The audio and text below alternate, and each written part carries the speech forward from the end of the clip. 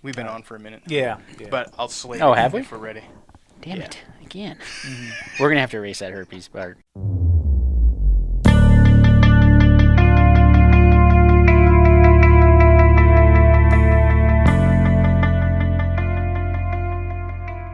I think I might do this whole episode in Christopher Walken's voice. So Wow. if anybody has got an issue with the host, it's a good show. Talented. It just goes to show. And now she catches more fish than I do, so I've grown to regret that. That does say. I was like, man, I really hope I'm not overselling this. Oh well. Probably, I was very, very fat. I was at least 5 pounds heavier then than I was now. And, they say... carried it all in your face. Whether we're elk hunting or mule deer hunting or whitetail hunting, I mean, that's the epicenter, the climax of the year, the hunting season for us, the hunting year. Yeah, prime After time. that, yeah. Can he say climax? I did. I think I can say that. Do we have to mute that? There's nothing worse than breaking your boots back out again in the spring for shed hunting or whatever it is, and they just smell like the local bowling alleys, rented them out for 3 months straight. Yeah.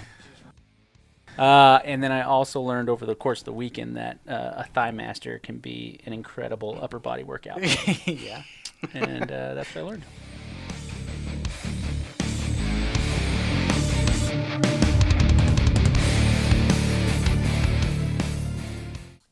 Welcome to another episode of the KRAVE. We got it on the big plane. We're in Duluth, don't you know? Hey. Yeah, Superior. So we're a stone's throw from Duluth, Minnesota, but yeah, Superior, Wisconsin. We are at the Ravin Crossbow facility. So we are here with our guest of honor. You want to give yourself a proper introduction? Yeah, so basically my name's Adam Ganske. Inside sales, tech support, customer service, basically. Janitor. Kind of jack of all trades, basically. So whatever we need to do, we got to get it done. So somebody's got to do it. The bathroom needs some attention. Yeah, yeah. Well, Or it does now. Yeah. Thanks for that, guys. Yeah, no problem. Cool. So how long you been in sales now? Since the company's been live, it's only been about a year since we've Okay. actually been live with it. Yeah. So before that, a lot of it was spent, myself and the other gentlemen who were here before we really got rolling was spent, doing, developing the bow and doing a lot of testing. We did a lot of testing ourselves, which was fun. Looking back on it, I'm glad it's over, to be Yeah. honest. But no, it was all worth it. Cool. And your manager told me you're still working on your first sale. That's Out of thousands of crossbows Man, sold, you figured you would have stumbled. Yeah, I figured he'd throw me under the bus that way. Fortunately for me and the rest of the guys here, we don't have to do much sales stuff. Yeah. So busy that everything's just kind of. I'm sure it'll come in. It'll come. That's for sure. I know Yeah. it'll come. Still working on that first one. Yeah, we're still working on the first one. Awesome. So, well, cool, man. We really appreciate you sitting down with us. So, if you're watching, you'll notice we're a man down from the KRAVE crew. Johnny, the Thicktator, he's absent. He didn't make the trip with us, so he's got a new addition to his family. So he's doing the right thing and being a dad. So just Nate and I came out this time. So yeah, Congratulations to he and Sid. yeah, On him that and his front. wife on their first baby. So Holy smokes! yeah. Congrats to them. Yeah, his life is changing. So he's already noticing the lack of time it's allowing him to get out and go fish and hunt. So, which is good for him. He needed to be knocked down a little bit. I love you, John. So it's just Nate and I here, but we're at the facility, and do you want to just tell us a little bit about Ravin? I mean, as far as crossbows are concerned, you're the new kid on the block. Yeah. Great band. Yeah, well, that's so far so good, right? The biggest thing is the one question that we get a lot from our customer base or dealers or whatever it may be that we talk to on a daily basis, especially when we first started, is, kind of basically, do you guys know what you're doing? Yeah. All these other crossbow companies have been established for a long time. You got all your majors, 10 Point, Mission, Strike. All those have been around. And the biggest thing to basically calm those feelings or nerves or suspiciousness is basically, all of the people here who laid the groundwork and went through the whole thing have all been involved in the archery industry for years. I mean, and fortunately have all worked together and been good friends. So, you know, you have, you know, basically they've all been somehow involved with Rage one way or another, or River's Edge tree stands. I mean, all that at one point in time, you know, and other great products as well. So basically we took all that knowledge and put it together and had a great, you know, couple engineers that basically created a perfect storm. Yeah, you guys got quite the brain trust around here. Yeah, and it's very fortunate. Pretty cool. You got really good good management, good owners, and like you said, everybody's kind of had their fingers. It seems like in the outdoor industry, and it's kind of cool to see it all come together on a product. So yeah, and obviously, I mean, just looking at it. So you guys launched. So what was your first? You have 2 products, correct? So we have 2 crossbows. Yep. So we have an R9 and R15. They both have the same package, same specs. The only difference, really, is you know, 30 feet per second difference. There's a little bit different riser design, and a little bit different way we machine the limbs to compensate for that extra 30 feet per second, obviously, so we don't hinder the performance of the bow. But other than that, they're identical. And then other than that, you know, we have obviously our accessories, you know, slings, stuff like that case. But yeah, basically it's kind of just a little bit smaller selection right now. Okay. Yeah. So, I mean, before we dive like too far into the product, because there's a lot going on there with this. Very radical design. Looks, you know, extremely different than anything else out in the market. Right. But, you know, crossbows, just you know, with myself and Nate and John, you know, we all have a pretty rich history in archery too, and it's not easy to break into the archery industry. It seems like, you know, there's a lot of folks doing similar things out there, and there's a few companies that do it really well and seem to kind of have the bulk of the pie, you know, the bigger pieces of the pie. And I don't think that the crossbow market is probably not a whole lot different. So, you know, what was it like to, you know, take that step into the market? I mean, obviously the design helps, but you know, there's some risk there. There's a lot of people doing it, like you said, a really long time with some really established names out there. Yeah, I mean, you're exactly right. I mean, it's no different than the compound world in that aspect of, you know, a lot of guys always ask, you know, where from here type thing. You know, there's only so much, at least for now, it seems like you can do. But the biggest thing is back to, you know, our engineers and the minds behind this. And you look at, we basically looked at, you know, they looked at all the other crossbows in the market, and you look at all the things that the consumer complained about, that they asked for, and then the biggest thing is just putting it together so that all the pieces work properly. You know. So what were the big? I mean, like I can probably take a pretty good stab at the issues with crossbows being, you know, they're loud, they're big, they're heavy. I can't decock them. I got every time I want safety concerns. Safety issues. Right. Yeah, and I mean they're just kind of, you know, you grab a traditional crossbow and it's just kind of awkward even. Front heavy. Right, front heavy, wide set limbs, stuff like that. So like ground blinds, even in tree stands for movement, you know, you'd have to make sure that you had a nice cutout, you know, area so that when you shot, your limbs didn't hit something. Accuracy. Accuracy was another thing. I mean, and you know, everybody, you know, can build a quite accurate bow out to 30, 40, even 50 yards. But beyond that is where, you know, you really start to separate yourself from the rest of the pack if you can create something that is that accurate. And that's what we did here. And then the one thing, you know, that people, I don't know if they overlook it because of everything else on the bow, but we don't have a rail. Okay. So like all other crossbow companies, when you put your arrow on and connect it to the string or slide it back to the string, they're sitting on top of a rail, which, you know, basically when you shoot, your arrow has nowhere to flex. It's being forced against that rail, so it's stiffened out right away. And a lot of times when you shot a traditional crossbow, you'd shoot and you'd smell that kind of heat, and it's because there's a lot of friction. So your strings, you know, being reduced, its life's being reduced, you know, quite drastically because of that friction. You always have to apply rail lube, you know, to keep it kind of cooler so you don't burn up that serving fast. And then also the other thing is when you have a rail, your cables are forced to go underneath and your string's sitting on top, which creates a natural cam torque. So when we can take away that rail and we can put, you know, basically keep everything level and parallel the whole time throughout the cocking and shooting process. So how do you get away? I mean, So let's dive in. I mean, there's a lot of bells and whistles. You know, Mhm. what's legit?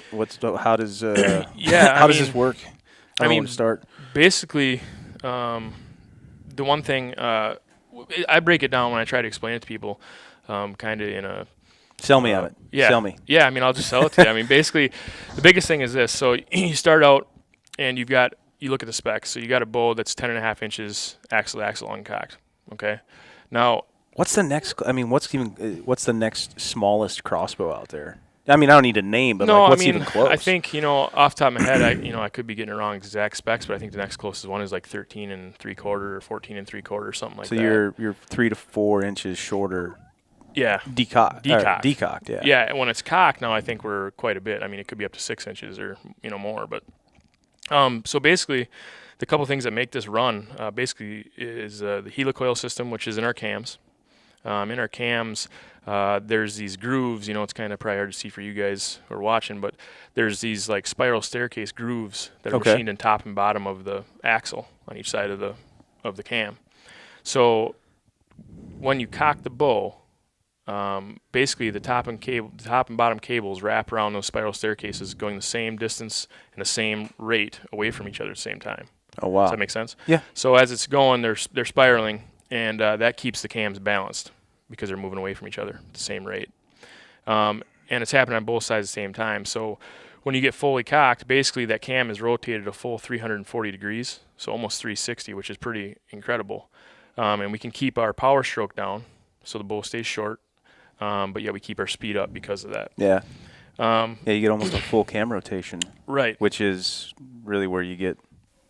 And they your rotate in time. They have to because of that Exactly. system. Well, that's another thing. Yeah. So I'm looking at this, and any other traditional, even compound bow for that matter. Mhm. I mean, the cables are connected. The cable connects from cam to cam, Right. or axle to axle, Mhm. on both sides.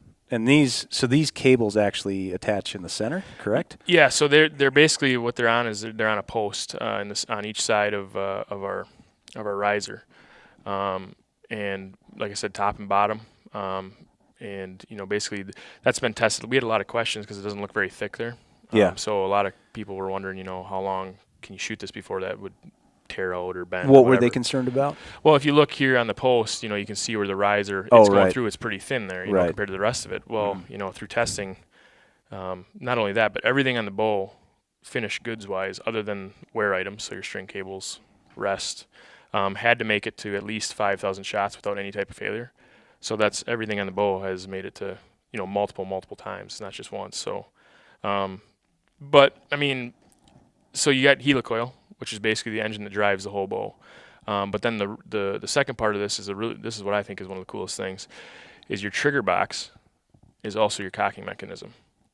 So your traditional bow, you go down, whether it be with a cocking mechanism or a pull rope, and you cock it back to where the trigger box would be. Ours slides down this guide. There's a button in the back to release it. Slides down the guide, connects to the string, and then you can cock it back. You cock it all the way back. Now, when you get it all the way back, most crossbows on the market as well, you can actually overcock them and actually lock the string up to the point where it's kind of dangerous and you got to go into a shop a lot of times to get it done. Whereas ours, there's a clutch built in the handle. So when you cock it, you can actually cock it back and the clutch will break in the handle and you can just go around and around. Oh, and around. but it won't go any further. It won't go any further. Okay. Gotcha. If that makes sense. Yeah. Yep. And then, as you mentioned earlier, you have the ability to decock this bow. So, obviously you have to be conscious of what you're doing. You can, if you let go of the handle as you're doing it, it can free spool and do some damage to the bow or potentially your hand. But as long as you have a firm grip, we have this nice, knob on this crank now. We had a different style before, but this seems to be a lot more comfortable. Just let her down all the way, and you don't have to wear and tear on your bow anymore from shooting it off at the end of the night. So Yeah. Or have to carry around a decocking bolt or right, and that's the other thing. You can do that. Not the decocking bolt, but you can still shoot off your R arrow if you want. But there's What a pain in the ass that is, though. I know. I mean, who wants to do that? I mean, all of Right. us that have been in the woods, Mhm. I don't Yep. care how shitty of a hunter you are. you don't want to making Right. noise is such a big deal. Right. So to end your night or morning Yep. and have to let off this super loud crack of a crossbow to Right. unload. I mean, that's just, I don't know. You know, I mean, Yeah, no, I mean, I have a personal. I mean, my dad, I won't say the company, but he had a crossbow.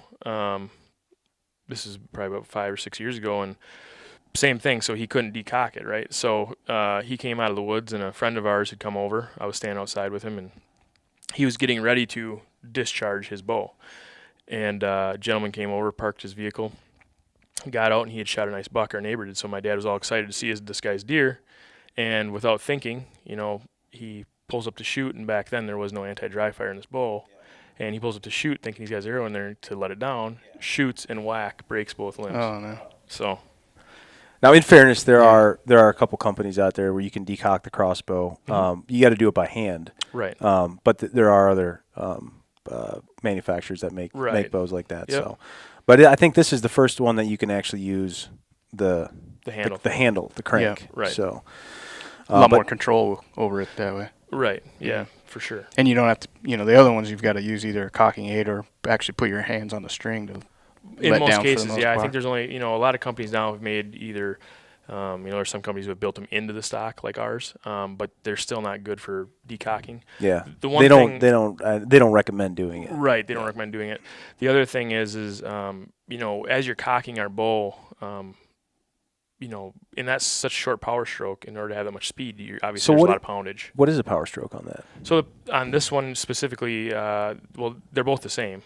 So I believe I want to say it's 12. I believe it's 12 and a half. You're a salesman. You need to know this. Yeah, that's right. Let's get my behind. See, that's why I'm still working on my first sale. That's I see. No, so it's extremely short. Mm-hmm. But as you cock the bow, one of the biggest things too is in the handle. It's designed, just how everything's put together. It only takes about 10 pounds of pressure to cock the R9 and about 12 pounds of pressure to cock the R15. Wow. So it's basically 2 fingers, to cock it back. That's really nice. Mm-hmm. Wow. So if you're listening and you're kind of wondering about like what a power stroke is, and basically that is the length that and you can correct me if I'm wrong here, but the length that the string travels from cocked to static, or one shot. And generally with crossbows, and this goes for vertical bows too, but it's just like pulling a rubber band back. The longer the power stroke, the more power you'll have, the more speed you're going to get, correct? Right. So historically, to get a more power stroke, you have a bigger bow. Right. You have a longer bow. Yeah, and this is pretty cool. So I'm kind of putting this together now. So with the Helicoil, it's pretty amazing. You're getting 340 degrees of cam rotation, which means, those cams, if you watch from static to full draw, they're almost going completely, they're doing one full revolution, almost. Right. Pretty close. To achieve that in a 12-inch power stroke is unheard of. To do that without the Helicoil cam system, you would have a massive power stroke, probably like closer to 17, 18 inches. Yeah, because you're storing which would all make energy your in bow, cams. Right. Yeah, 6 inches longer. Exactly. No, you're exactly right.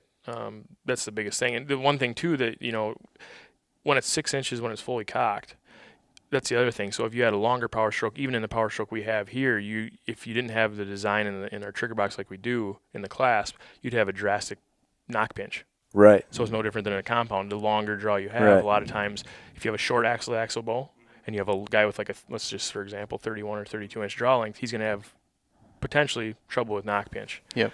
So you have to take that in consideration too. But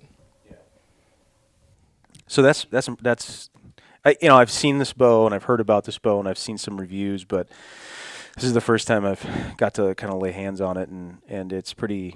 Yeah, it's definitely lives up to the billing. So that's for sure. So talk. What about so there's no rail?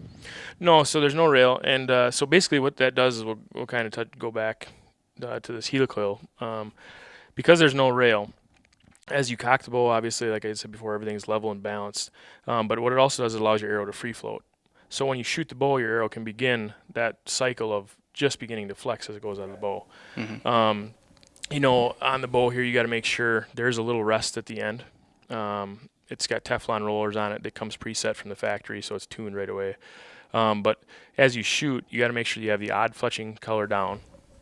Otherwise, if you have it up, your arrow will fly quite erratic. Otherwise known as your cock vein. Your cock vein. All right. Will be straight down. So this launcher in the front, that's the only point of contact then, essentially. Correct. Other than the knock on the string. And the one thing about that rest too is, I think one of the misconceptions is people think that it free spools and rolls. There's actually springs built in underneath, so that like.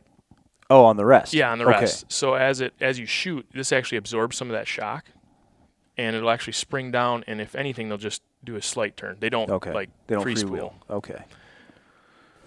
All right. So if you're listening and not watching, and again, if you want to check this out and check out the R9 and take a look at it as we were talking about it, just go to our website, thekrave.net, and just check out the video for it of the podcast. Otherwise, I don't know, Nate, where else? YouTube channel, yep. The YouTubes. We'll get the people from YouTube down here to tape this. So yeah. But if you can't, check it out. So what we're looking at here is this operates a lot like a vertical bow, where you have a rest essentially, correct, and you have a knocking point. And on any other crossbow out there, there's full contact. There's full contact of arrow. The whole length of the shaft, all the way down the rail as you shoot it, right? Which is, just tears up your efficiency, and not only that, but your string and serving and right. Yep. The one and accuracy. Yeah, exactly. Sure. So on that note, I'll kind of jump into the accuracy thing of it too. The one thing. The efficiency of both bows is pretty unreal. So like I always give people the example of this on the phone when they're trying to compare the two and interested in it. But like the R9 is rated for 390 out of the bow. Okay. The R15 is rated for 325 or 425. I'm sorry. So there's about 30 feet per second difference. But at 100 yards, okay, the R9 is still shooting somewhere in the ballpark of just over 320. At 100 yards. So how many bows out there, compounds, are shooting that out of the bow? There's very few. You got the guy who's shooting 80 pounds, 32, whatever. But then the R15 is at 100 yards is still shooting around 340 to 345. That's amazing. Yeah. So I mean, your downrange efficiency is still kept up, and a lot of that has to do with because there's no guide. And then accuracy-wise, I don't proclaim to be a great shooter, but at 100 yards I can shoot 4 to 6 arrows every time into a 4-inch group. No wind, obviously a lot of things taken consideration, but I mean the bow is extremely accurate. The one thing that is probably overlooked the most on this bow, because you look at it and you're almost overwhelmed, is the trigger. The trigger is based off of a sear system, so there's no creep, there's no it's much like, honestly, like your high-end rifle triggers, where as soon as you begin to pull, it's going to go off. It's about 2.5 to 3 pounds. Oh, wow. So, Gotcha. Is that adjustable at all? It's not. Gotcha. Don't touch it. Yeah. Sounds like it doesn't need to be adjusted anyway. No need to mess with it. So what are the weight of the arrows then? Or Okay, bolts? so all the bolts they weigh in somewhere around 300 grains without a field point or broadhead on it. Okay. So we suggest, at least using a 100 grain field point or broadhead. You can use a heavier one if you choose, but the total overall weight before you start shooting should be at least 400 grains. Wow. Yeah. And you're still getting those speeds at 100 yards. Right, exactly. With that amount of weight. Well, That's see, awesome. and there's a lot of misconception there too. So I think the weight of the bolt, the heavier the bolt in that case is actually going to aid your downrange feet per second because of the momentum. You figure the lighter the arrow, whether it's a bolt, whether you're shooting a compound bow or whatever. I mean, if it's super light, out of the bow, it's going to be very fast, but it's going to also lose that energy very quickly. I always use the analogy of a kind of like a 9-pound bowling ball compared to a 18-pound bowling ball. Oh, sure. You can whip a 9-pound bowling ball down there, which I love to do on Friday nights. Only bumpers. Yeah, right. Cosmic bowling? Yes, please. Yes. But, you throw a 9-pounder down there and it feels good because you can just whip it as hard as you can. But, very rarely are you going to get a strike because it just not enough energy. There's not enough energy. Yeah. So these being 400, at least 400 grains, is definitely aiding that downrange, which is so huge. You know, without going on with like a huge rant here, but there's a lot of misconception on feet per second with. Right, and the other thing is kinetic energy. Yeah, exactly. So at 100, I'll give you the extreme. Again, but like at out of each bow, so the R9 out of the bow, you're talking around 130 feet or 30 foot-pounds of kinetic energy. At 100 yards, you're just still carrying a little over 100. With the R15, it's about 160 to 165 foot-pounds. At 100, it's about 130 some foot-pounds. Yeah. So still carrying pretty good kinetic energy at that distance too. Yeah, for sure. Do you get have you had consumers say, yeah, I shot a deer at 100 yards? Yeah, I mean, we have definitely. I'm not saying that everybody should be shooting critters at 100. I mean, that's a long shot. Again, a lot of factors taken consideration, but we have had consumers say, we've had guys call or send in emails of success photos shooting deer at 100 yards, or this spring a lot of guys were shooting turkeys at 60, 70 yards. That's So, amazing. Yeah. They don't hit them, but they shoot at Yeah, but they shoot at us, right? Yeah. Yep. You getting heat for people saying, why are you promoting a 100-yard shot? Certainly. I mean, yeah. I mean, I can completely see where they're coming from with that. It's not, like I said, we're not promoting that guys shoot at animals that far. It's each person's own comfort level, basically, is the way that we try to talk about. But shooting targets, I mean, at 100 yards, there's no, for sure. I mean, a lot of guys just love to shoot. Crossbows used to be something where you couldn't shoot them a lot because your string cables would wear out so fast. Yeah. And now our string cable life is so great because there's no guide that, basically guys can just go out and plink. I mean, we do it here a lot after work. We just, we'll step out and just have fun shooting. So, Yeah. That's awesome. It's pretty interesting to see the customer reviews on just from shooting to hunting. Mhm. So, Yeah. And you guys Now- have, go ahead, Nate. Well, I was just going to loop back to the bolts real quick. So you do have to use Ravin specific bolts in this, right? yeah, so the arrows and stuff here, these are a Ravin branded arrow. Everything that we ship out right now is Black Eagle, and it will continue to be that way. But the nock is specific. They So make quality there's nothing, stuff, yeah. right. The arrow, it's just basically it's Black Eagle's arrow. We don't have anything to do with that. But the nock is what makes it so specific. So we have our own bushing, and then we have our own nocking system. There's no other nock that will work with our bow. No other nock. It'll either damage the bow internally or it'll, not set off our anti-dry fire sear. Right, because there's a safety factor in there with your nock design. Right, exactly. A lot of people, some consumers, I guess, that would maybe get a little agitated about that is because they feel like we're making them buy only our product, but a lot of it's a safety factor as Right. well. It's a good reason for it. Right, you Right. can insert, any other crossbow, you can insert somebody else's nock and blow up the bow potentially. Right. So, And if I want to get a lighted knock, I can go down to my local store and get some man, light. I wish I could say that. I wish I could say that. No, unfortunately, not yet. Soon, hopefully. Yeah. But not yet. Well, those are going to make for some good videos when you guys do get your lighted knock Oh, done. I know. At 100 yards? I'm excited yeah. for that. Yeah. It's going to be cool. So I was talking to one of the other gentlemen here this morning, and I don't remember who was saying it, though. And again, just the unbelievable accuracy. He said that one of your shooters, or a guy at least that shoots your product, Oh, sure. 680 yards, he said he shot a two-foot balloon, Yeah. and at 680 yards. yeah, that's Yeah. almost a half of a mile. It's incredible. I can't even imagine how you I'll angle. it's math. I can't do it. Take such a word there. It's But that's over great- 2,000 feet. Yeah, that's Yeah, amazing. That's crazy. Yeah. Yeah, I can't imagine. I mean, 100 yards seems so long. Mm-hmm. Even though it is traveling so fast, still seems like a long shot. The one thing is we get a lot of questions on too is,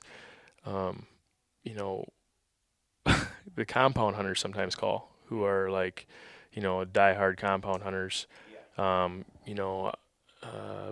of, I don't want to say upset, but they're a little agitated. And some of them are just curious. They're curious about the bow. Sure. But the one thing is, it's kind of like, who am I to tell somebody, as long as they're getting out and doing it? Yeah. I mean, who am I to tell them not to do it? And like myself, I'm still a compound hunter. Yeah. I still hunt with my compound. Well, yeah, all you guys have compound bows in Right, your that's office. what I mean. right? But I still love to hunt with this and shoot this too. So I mean, it's just another way to hunt. To me, that's the thing. As long as you're hunting, getting out there doing it, and being respectable of your game and stuff, I think I don't see anything And wrong with it. So. the fact that you can shoot this for fun and not have to worry about tearing your equipment up, that's awesome. That's the other cool factor too. Exactly. Get the family into it. Mhm. You know, kids, stuff like that. So since you brought up, archery hunting and compound hunting, I just kind of more off the subject of this particular bow, but that's been a big point of contention with more states. I think there's 32 states now in the U.S. that have legalized crossbow hunting in some fashion, and it seems like it's definitely is growing every year. So, yeah, I mean, what do you guys see, from a sales standpoint? What are you hearing out there? Is it a good thing? You just kind of explained it a little bit, but compound hunters are very passionate about it. right. They don't want to see, people infringing, whether it's on their time or, on the cool thing about this basically is where I'm going is, you have a very accurate bow, Right. which is cool because I think that's always been one of the biggest knocks, and just always fuel for the antis out there, Right. To put more weapons out there that aren't very accurate and you're going to wound deer. And so this is pretty cool to be able to, to boast that type of accuracy. Yeah, I mean, the one thing is, I mean, everybody's entitled to an opinion, and that's, I mean, they just believe in what they believe, and that's great. I mean, they're passionate about what they do. Like I said before, all of us here are still compound hunters. We're very passionate about that, but we're also passionate about hunting in general. So I would say, a lot of, I would say that actually, believe it or not, I think it's starting to turn a corner here, where a lot of the guys who call are actually still compound hunters, and they just say they want this as another weapon. Yeah. I mean, that's the other thing, the way you got to look at it too is, I mean, some guys are against gun hunting. Some guys are, I mean, then you got the recurve guys who are against the compound guy. You know what I mean? So it's a never-ending battle. But I think that it's just another weapon to add to your arsenal. And like you were stating, it's just fun to shoot. So a lot of guys just, I know a lot of guys who have called and just bought them because they just want to shoot. Or certain type of hunts they want to take them on. Accuracy-wise, I would much rather shoot my compound freehand, okay, at further distances. I'm more stable, freehand. If I'm shooting off a bipod or off a bench or out of a shooting house or something of that nature or laying down prone, I mean, then I'd rather shoot this, no doubt. But, you know what I mean? So there's pros and cons still to this. I mean, it's not like it just all of a sudden it's an instant kill. You still got to be a good hunter. You still got to hunt, stuff like that. So I like it, the fact that it's, it's the compact nature of it. I mean, you can maneuver it, you can get it around. You don't feel you wield a crossbow in a lot of situations, and you feel like, man, you're almost like, I don't want to say embarrassed, but you're like, gosh, look at this thing. It's like so big, I feel like I'm walking around with one of those big giant foam fingers in the woods, Right. This is cool. It's small and it's very techy and tactical and looking. Yeah. right. Yeah. So I'm sure we'll see other designs out there that'll be, similar to this. Right. Yeah, we definitely, kick some other companies in the butt as far as now all of a sudden I think in the next even year, but for sure 2 to 3, 4 years, you're going to see a lot of innovation on the market in general, which has been stagnant for some while. It's such a good thing. So Yeah. It's a really good thing. Healthy for the industry overall. Yeah. Right. Competition is always a good thing. Yeah. Any industry, Right. in the compound market, there's been, you can look back at bow design, compound bow design, vertical bow design, and see, you can just remember whether it was, Bowtech or Matthews or Hoyt, PSE throughout the years that have had those, stepping stone, and it pushes everybody to catch up. So, no, that's cool. So why R9? What's up with, what does that mean? Basically we wanted, people to focus more on the name, Ravin, rather than focus on what we called the bow. So, whenever somebody calls, they always say Ravin, that Ravin. Well, and then we, figure out what they're talking about from there. But we wanted to build a name, and kind of, build everything around that name rather than just calling it whatever, something else. So. Raven has a cool meaning. The spelling you use, R-A-V-I-N. Right. So it actually means, I believe it's Latin for, violent seizure of prey, which is pretty cool actually.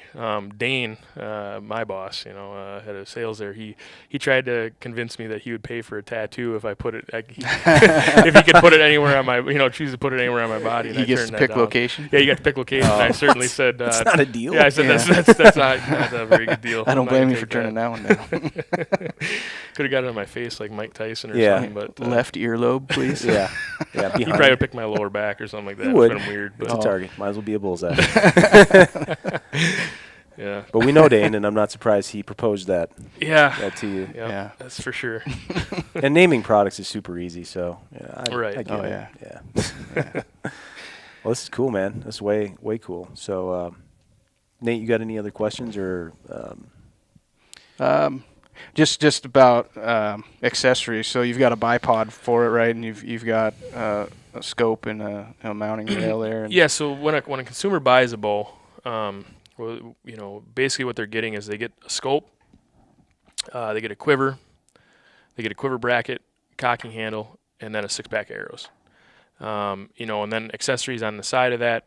You have the bipod. This bipod is just a quick detach. So the one thing about this, we didn't put Ravin on this. It's called a tack head. And the reason is because it fits on any Picatinny rail, any standard nice. size. Gotcha. So guys Sure. with ARs, there's even long guns that have a little bracket on there. They can use it for that. So that was one reason for that. And then it's just really comfortable to shoot off of a bench, honestly, or a table. Then we have a sling for it. It basically fits on any crossbow, but obviously they want to put it on ours. There's studs built in. And then we have vibration dampeners. And we also have a case. Right now, I think it's behind us. Yeah, we have a soft case. I'll grab The that. coffin. The coffin. Yep, that's the coffin. And then we, in the future here, we're in the process of developing a hard case. Okay. You want to protect this? These are you're not giving these away. No, so we're not. But I mean, are you? Because I could use one. we can maybe work something out after. But no, these are the R15 is retailing for a package is $19.99.99 from a dealer. Oh wow. And then the R9 is retailing for $14.99.99, from a dealer. And that's packaged. So like I said before, scope, quiver bracket, cocking handle, 6 arrows. What kind of scope comes with it? So right now, it was engineered by us. We're having it made for us by Kruger Optics. Kruger. Okay. The scope interior has 9 reticles, so 20 through 100. And the way you adjust is a little bit different. So what you would do is actually when you first start shooting, you just get it, start at 10 yards, just make sure you're not going to miss the target completely. Once you have it close there and close at 20, turn your feet per second dial to the suggested manufacturer speed. So for instance, the R15 would be 425. Step back to 50, dial it in. Now after you're dialed in at 50, don't ever touch your up, down, left, right adjustments again. Come back to 20, take a shot. If you hit high with your 20-yard reticle, you turn the speed dial down to a slightly lower number. If you hit low, you turn it up to a little bit higher number. Once you hit exactly what you're aiming at, all the rest of the reticles fall in line. Does that make, so mathematic, I'm not a good math whiz, but mathematically, they'll set themselves. It's much, it's kind of similar. There's compound sights out there that are like that. You just get in your 20, 30, and the rest of them set themselves. So 50 yards is just our center point in the reticle. You can adjust. On this side here, there's a red and green illumination dial. You can change the brightness settings, high to low on either one. So it's a pretty nice scope. Yeah. Nice. Yeah. And there's some sticker shock there, but if you look at the market at high-end crossbows, it's not that far out of line, is it? No, it's not. It's certainly actually, I would say honestly, it falls right in the middle of the pack, especially the R9. The R15 may be starting to get up there a little bit, but it's, they definitely both fall right into the pack as far as price-wise. Some guys will call and say, well, geez, man, that's a lot, or whatever like this. But if you think about it, I mean, compared to the compound world, the guy goes out and buys a brand new Matthews, Bowtech, whatever it may be, and sets it up. He's already right around that price. Yeah, you're at without 1,500 arrows. still. Well, so Yeah. I mean, it's pretty similar if you look across the market. So, Well, it's really cool with the way that it's designed is, you can, to Nate's point, you can go out and feel free to shoot it, have fun with it. Right. And you don't have Yeah, to worry you can get about a lot more changing enjoyment. the friggin' string every, Yeah. 100 Right. shots, 200 shots. So. Right. No, okay, so what about pressing this thing? You guys, I can't put this in my Apple press. Unfortunately not. No. No, it won't let us. So you back 2 trucks, bumper to bumper. That's right. And then you just squeeze. No, yeah, that's one way to start. I had a guy, actually, no joke, we had a guy who asked us if he could cock the bow fully cocked and take a screwdriver and Oh, put it, yeah. on each side in between the cam and the limbs. Oh, man. And we said absolutely not. Yeah. Yeah. That's just a disaster waiting to happen. Yeah. I've So- seen people do that on compounds. Yes. Oh gosh, Yes. it just scares me.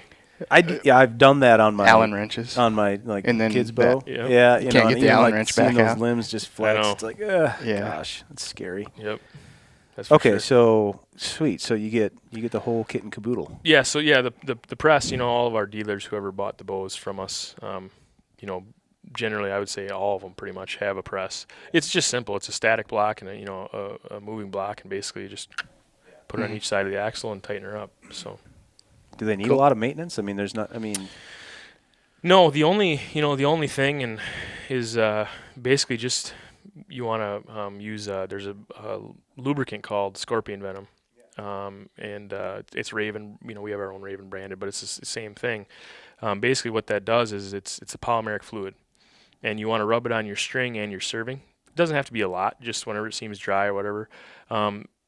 Keeps the string moist, longer life. But the reason you put it on the serving, because you never really want to put wax on your serving, but the reason we put this on the serving is because it actually, like if you're hunting in extreme cold temperatures per se, that wax buildup that builds up on the center serving itself can potentially get into your trigger box, and if that freezes, obviously that could be Yeah. Whereas when you put this on there, it stops all that business. And, Well, and you don't have to worry about freezing around Duluth Superior, though. Right? no, not up here. No, it's been a balmy past winter. That's for sure.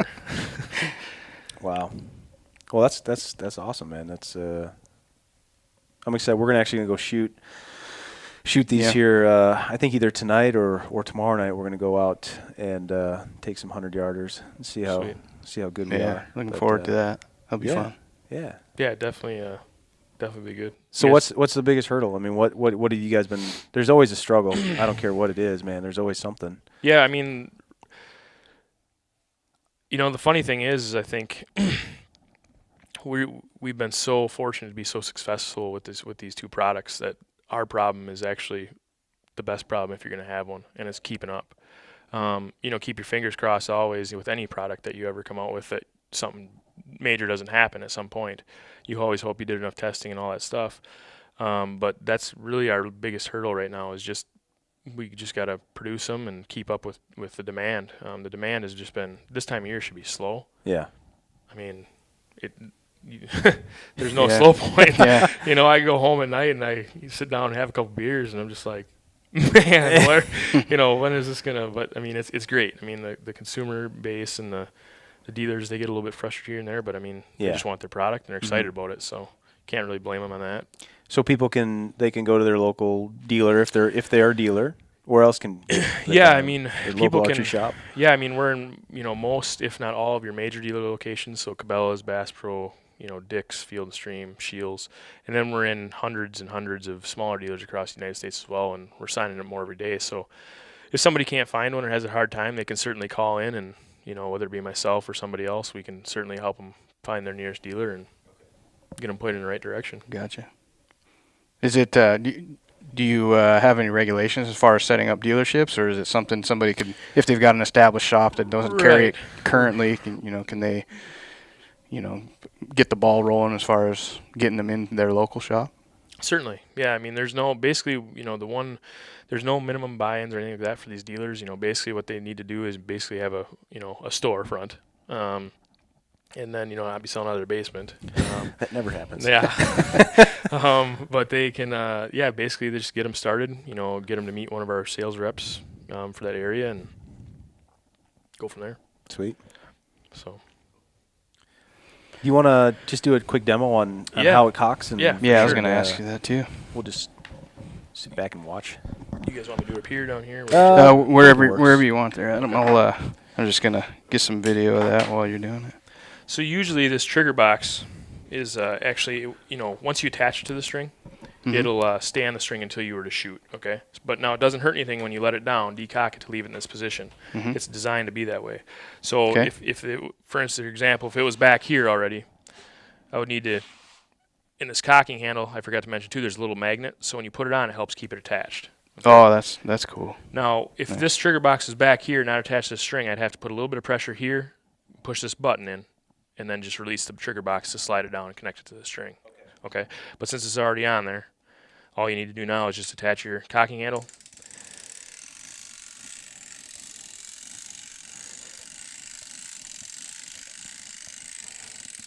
Now, did you hear it stop? Yep. And see how there's a clutch built in there? I can just go around and around. Yep. It doesn't do anything. Gotcha. Okay? So that's where you get to your 6 inches axle to axle. Yeah. So it's basically a Profile $1 on that bill thing. laid it across there. So if you're not watching, not able to watch, he's got we have the crossbow cocked, and when he's talking about axle to axle, it's the axles that the cams are harnessed to. So if you're familiar with a compound bow, vertical bow, that axle to axle length varies from anywhere from 28 to 40 inches, kind of depending on the type of bow you're shooting. So this at full draw is 6 inches across from cam to cam, basically from axle to axle. So it's About the width of a dollar bill. yeah, it's tiny, which is amazing.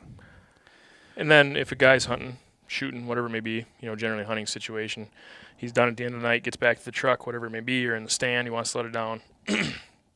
He just needs to reattach the handle. Now, the one thing on this is where, you really have to pay attention to what you're doing. Like I said, it's not hard, but you got to pay attention to what you're doing. Otherwise, you're going to cause damage to the bow and potentially your hand. You want to put a little bit of pressure here, just so you can get this button in. Now, once the button's pushed in, all you need to do is just back it off. And you can just go slow. Nice, and no noise. And no noise. So potentially, if the guy got in the stand, right, you could potentially, in the uncocked position, put it on quiet and cock it back quietly. But, again, you can't let go of the cocking handle until you let go of the button. Otherwise, it'll free spool. Otherwise, it'll free spool. Yeah, that's a good point because that you heard that. We could hear that ratchet, when you're drawing it without Right. that. It's That just is like pretty loud. it's just like a boat winch, right? Trailer winch. Very, Right. yeah, very similar. We've all done that. We've Yeah. Keep your unloaded Dad's boat and let go, and It's like a bomb. went right off in all the over. shin. Yeah. Yep. So, yeah, that's Awesome. it's believe it or not, when you look at it, you think there's a lot of complex stuff going on, but it's actually simpler. it is pretty simple. Yeah. Yeah, you got a couple of cables and a string, and So you haven't really changed the like you said, the idea of crossbows or how they work. You just Right. Just look at the major things: cocking, flight, clumsiness, stuff like that. So, aesthetics. yeah. I mean, that's even though we're guys, we like the way things look. Yeah. Yep. And this definitely grabs you right off the bat. Yeah, one thing to mention too, I don't think we ever touched on, was when the bow is fully loaded with quiver, cocking handle, quiver bracket, everything on it, it weighs about 8.5 pounds. So it's Nice. quite light, Yeah. Shoot, there's a lot of vertical bows fully outfitted that are weighing that. Oh yeah, I don't think mine weighs. I think mine weighs probably more than that. Honestly, I've got a lot of heavy stuff on there. Yeah. So. Sure. And it's balanced pretty well. Yeah, it does. And the one thing that helps with that, I think, is that the limbs sweep almost straight back rather than out. Right. But yeah, it balances extremely well. So. Yeah. Cool product. I can see why it's thank you. taken the industry by storm. Appreciate that. Well, we appreciate it, and like I said, we're gonna go and shoot the bows here in another day or two, and we'll have some content up on the website, and have some videos of us shooting it erratically, and Sweet. Yeah. Hopefully not missing the target. yeah. No. But hey, we really appreciate it. if we Appreciate did- your time, and Appreciate you having me. Yeah. Thanks, Adam. we'll take you up on those beers you offered. So That's Oh, all. yeah. Dane put you up to that too, didn't he? we don't have to. Yeah, exactly. Yeah. We don't have to press too hard. So Right. Real quick, folks can go to your website too for more information. Yeah, you right? can basically just go to www.Ravin Crossbows, Ravin with an I, not an E, .com, and you know, there's a lot of informational videos on there, instructional videos, stuff like that, safety videos, and just, you know, general information, you know, for everybody. So yeah, it's a good place to go to find information. You guys got a Facebook page, right? Yep, we do. You can just search again Ravin Crossbows on Facebook, and I think we're always posting, you know, photos of people's success stories or interesting things. You got more in the hopper? You got something else coming out? You know, it's honestly, hard to think about that. Probably it is. You know, the one thing. Well, the one thing is I like to catch up on these first, but no, you're always looking and searching, you know, for new product or different ways that you can, you know, make a product better. But as far as right now, I think we're just focused on getting these out. Yeah. Getting them, you know, trying to catch up and get that hard case and lighted nocks that people are asking for and get it in the pipeline. Sure. Awesome. Well, cool. We appreciate it. And thanks, everybody, for listening. And to check us out at thekrave.net, any of our social platforms, Facebook, Instagram, Nate's personal Twitter page. Yeah. So anything else, Nader? No, sir. Cool. Thanks again. Yeah, no problem. Thank you for having me. Cool. Sure.